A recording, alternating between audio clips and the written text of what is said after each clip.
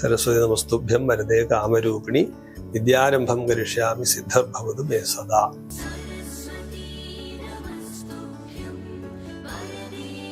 പുതിയതായിട്ട് ചെയ്യുന്നവരാണെങ്കിൽ വിദ്യാരംഭം മുഹൂർത്തം നോക്കിക്കൊണ്ട് തന്നെയാണ് ആ ദിവസം ചെയ്യുന്നത്.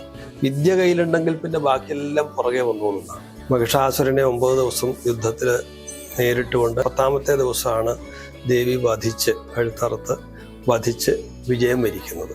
ഗുരു ബ്രഹ്മാവാണ്, വിഷ്ണുവാണ്, മഹേശ്വരനാണ്, അല്ല സാക്ഷാൽ പരബ്രഹ്മം തന്നെയാണ് നമ്മൾ പ്രാർത്ഥിക്കുന്നത്. ഗുരു സാക്ഷാൽ പരബ്രഹ്മ. ജ്ഞാനം ശരിക്കും ആർജിക്കുന്ന ദിവസം. അതുകൊണ്ടാണ് നമുക്ക് ആ ദിവസം വിദ്യാരംഭത്തിന്റെ ദിവസമായിട്ട് വെച്ചിരിക്കുന്നത്. നമസ്കാരം സർ. നവരാത്രിയുടെ 9 ദിനങ്ങളും കഴിഞ്ഞ് വിജയദശമിയിലേക്ക് തിരക്കാണ്. വിജയദശമിയുടെ ഒരു യഥാർത്ഥ ഒരു പ്രത്യേകതകൾ എന്തൊക്കെയാണ്? വിജയദശമിയാണ് നമുക്കെല്ലാവർക്കും വളരെ സുപരിചിതമായിട്ടുള്ള ദിവസമാണ് വിജയദശമി. ദശമി എന്ന് പറഞ്ഞാൽ അറിയാമല്ലോ, 10ാമത്തെ ദിവസം തന്നെയാണെന്നുള്ളതിലേക്കാണ്. അതിൽ വിജയദശമിയാണ്, വെറും ദശമിയല്ല, വിജയദശമിയായിട്ട് മാറുകയാണത്.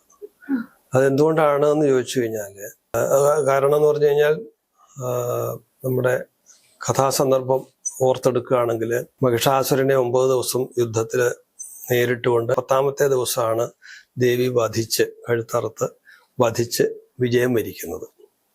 അപ്പൊ ആസുരികതയെ സമ്പൂർണ്ണമായിട്ട് മാറ്റി അജ്ഞാനത്തെ അതിൻ്റെ ഒരു പ്രതീകമായിട്ട് നമ്മൾ കണക്കാക്കുകയാണ്. അജ്ഞാനത്തെ പരിപൂർണമായിട്ട് ഇല്ലാതാക്കി വിജയം വരിക്കുന്ന ഒരു ദിവസമാണ്.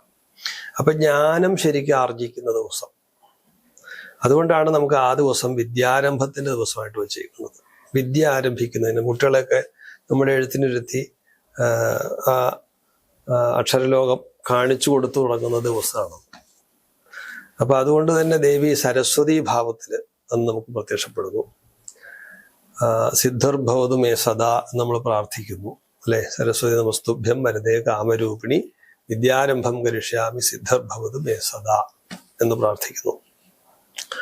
ഒരാൾക്ക് സത്യത്തില് പരമപ്രധാനമായിട്ട് ഈ ലോകത്ത് ജീവിക്കാൻ ആവശ്യമായിട്ടുള്ള അറിവ് സമ്പാദിക്കുക, അതാണ് ലൗകിക വ്യവഹാരത്തിലുള്ള ഔപചാരികമായ വിദ്യാഭ്യാസത്തിലേക്ക് കടക്കുന്നത്. അപ്പൊ നമ്മൾ ജനിച്ചു കഴിഞ്ഞാൽ ഉടനെ തന്നെ നമ്മൾ പലതും നമ്മുടെ ചുറ്റുപാടുകളിൽ നിന്ന് പഠിച്ചു തുടങ്ങും.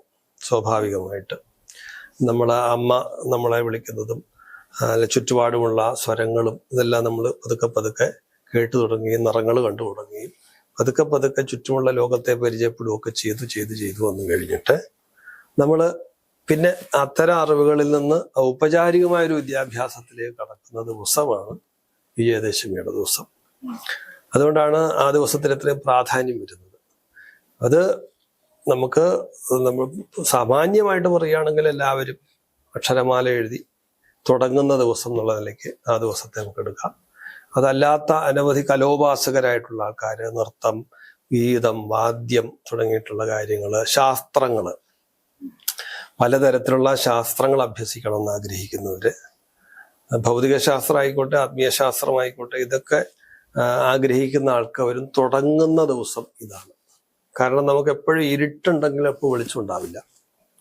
അതുപോലെ തന്നെയാണ് ആസുരികതയും അധർമ്മവും നമ്മുടെ കൂടെ ഒപ്പം നിൽക്കുകയാണെങ്കിൽ നമുക്ക് ധാർമ്മികമായിട്ട് മുന്നേറാൻ പറ്റില്ല. അപ്പൊ അതിനെ സമ്പൂർണമായിട്ട് കളഞ്ഞ് വിജയിച്ച ദിവസം. അതുകൊണ്ടാണ് ആ ദിവസത്തിന് ഇത്രയും പ്രാധാന്യം.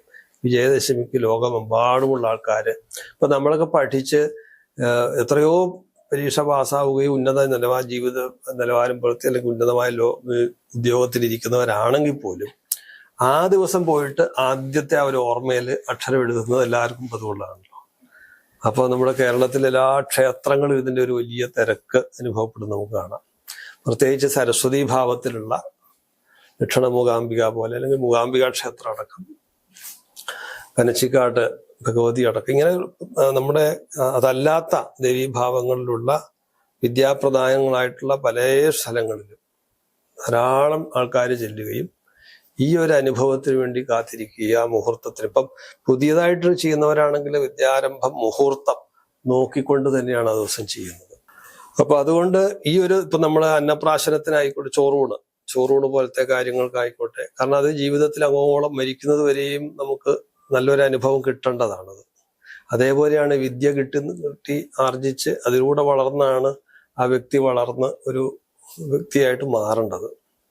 അപ്പൊ അതുകൊണ്ട് തന്നെ അതിന് വലിയൊരു ഇമ്പോർട്ടൻസ് ഉണ്ട്. വിദ്യ നമുക്കറിയാം, വിദ്യ ആഗ്രഹമുണ്ട്, പക്ഷെ സാധിക്കാതെ പോകുന്ന ധാരാളം ആൾക്കാരുണ്ട്. ഒരുപാട് ആഗ്രഹം, ഇപ്പൊ നൃത്തം പഠിക്കണമെന്ന് ഒരുപാട് ആഗ്രഹമുള്ള അമ്മമാരുണ്ട്.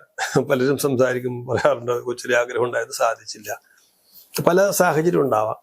പക്ഷെ ഞാൻ പറഞ്ഞു വരുന്നത്, ഈ ഒരു ദിവസം നമ്മൾ അതിനു വേണ്ടി മാറ്റിവെച്ച് ഒരു സമർപ്പണ ബുദ്ധിയ നമ്മൾ തുടങ്ങുകയാണെന്നുണ്ടെങ്കിൽ അതിനൊരു മുടക്കമില്ലാതെ പോകാനും, അത് ഏതോ ഒരു ദൈവികമായ ശക്തി അതിന് തടസ്സം വരുന്ന സമയത്തോ അല്ലെങ്കിൽ മുടങ്ങാൻ പോകുന്ന സമയത്തോ ഒക്കെ വന്ന് അതിന് പിന്നിൽ നിന്ന് തള്ളിത്തരുന്നതായിട്ട്, അല്ലെങ്കിൽ ആ തടസ്സങ്ങളെ നീക്കി മുന്നോട്ട് കൊണ്ടുപോകാൻ ഈ ഒരു സമയം വിജയദശമിക്ക് ആരംഭം കുറിക്കുകയാണെങ്കിൽ സാധിക്കും.